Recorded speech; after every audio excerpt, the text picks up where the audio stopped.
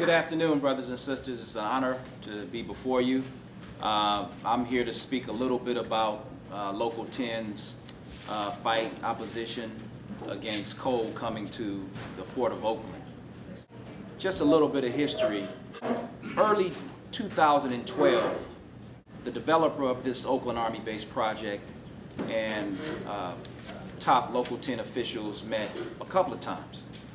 And the discussion centered around his desire to develop a breakboat terminal at the old Oakland Army base. Breakboat essentially means any cargo that is not in a container. Salt, rice, gravel, grain, steel, rebar, etc. And we were all for it. Breakboat would mean more. Oh, you can't hear? Okay, breakboat would essentially mean more employment opportunities. You know, Local 10 has a long history of hiring from the community, and we thought that it would be a good deal that would enable us to hire more people from the community. And so we were cool with that. We spoke at the city council. I was one of the Local 10 members who spoke in favor of the proposal in 2012. It passed. They had a local high deal with it, a ban the box deal with it, and we were for that. Fast forward to 2015, spring 2015. Some of the individuals, Bridges and Benjamin is a former director of the Port of Oakland, met with officials of Local 10, and the conversation had changed between 2012 and spring 2015. And all of a sudden there was a talk about including coal when previously it was potash and maybe salt and grain and things of that nature. In April 2015, we began getting calls and emails from environmentalists about this plan that the developers had to bring coal. We discussed it amongst those environmentalists. We discussed it amongst our membership. And while it is true that we are not trained experts in environmental matters, we know enough about the dangers of certain cargo. We have a history of longshore workers that were exposed to asbestos, and we know that the Port of Oakland is adjacent to a community, a marginalized community, an African American community, West Oakland, which has the highest level of asthma in all of Northern California. And so we felt that coal coming to Oakland is a bad idea, and we voted against it. And I and others were dispatched to the Oakland City Council meeting on September 21st, and we spoke against it. Yeah, that is good. I want to read. I followed that up with a letter to the City Council, and if you don't mind, I'll read it. Dear Oakland City Council, my union brothers and sisters at the ILWU Local 10 and I have researched the possibility of exporting coal at the former Oakland Army base. After much discussion, we voted to oppose coal as a cargo at the property. In accordance with our democratic vote, I testified against the export of coal, but in favor of the building of a bulk export facility at the City Council meeting on September 21, 2015. My comments below reflect my personal statement as well as the position of the rank and file members of the ILWU Local 10. Above all, I encourage you not to buy into the false health versus jobs dichotomy that the pro-coal side is perpetuating. The simple fact is that we can and must have both.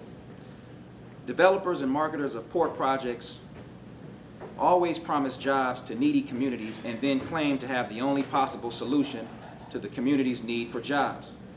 I assure you that bulk shipping without coal is a lucrative business, as our 25,000 longshore brothers and sisters can attest as they work in all West Coast ports from Bellingham, Washington to San Diego, California, handling grain, gravel, potash, salt, steel, and many other bulk commodities. If the developers keep looking for better cargoes to export, they will find them.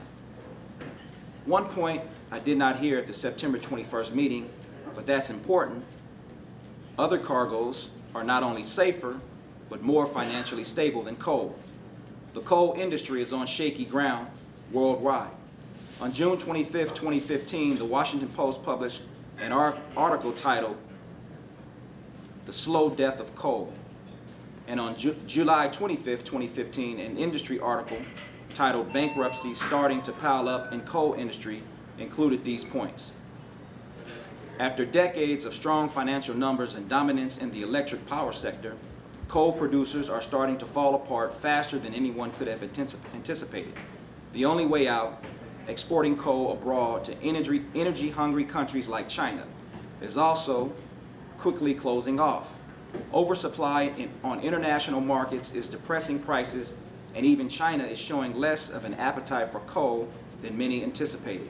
For example, for the fiscal year ending in June 2015, China posted 31% decline in imported thermal coal. China's economic growth is slowing, but it is also implementing air pollution measures that are reducing its demand for coal. Moreover, China is propping up domestic producers to the detriment of coal miners abroad, such as those in the U.S. So far, 2015 has been a horrendous year for coal, but the ugly forecast keeps getting worse.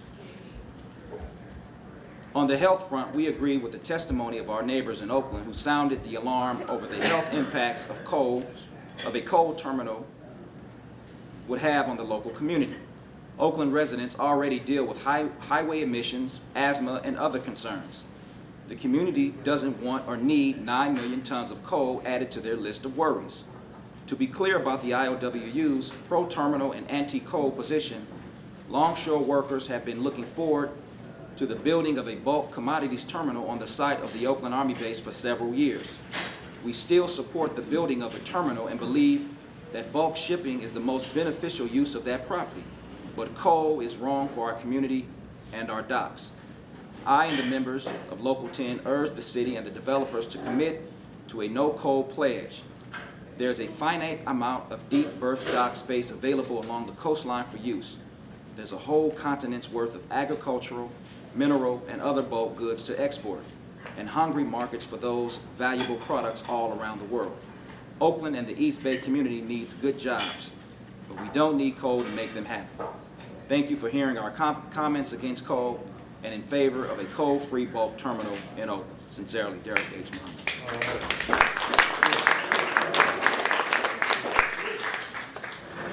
So one of the things that the proponents of coal was advancing at the city council meeting is mitigation. They kept saying mitigation, mitigation, mitigation. Mitigation means nothing. It only means that you decrease the impact of something. It doesn't mean that you wipe it out or you alleviate it. And they could not, I raised the question, by what degree are you talking about you're going to mitigate the impact on the environment? And that was something that they couldn't address and still haven't addressed yet. The other thing they talked about were the close to 12,000 jobs,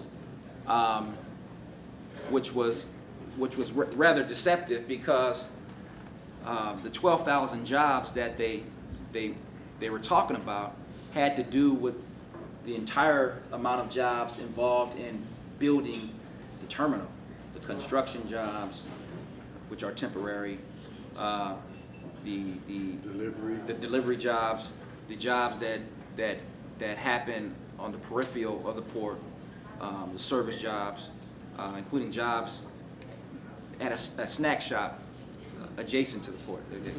Those were included in that. But in truth, there's about 117 jobs at this facility that will be a break bulk terminal. Those are longshore jobs. So the question is, you know, if you're talking about jobs for the community and the people aren't yet in the union, how will they get those jobs in the first place? So it didn't make any sense.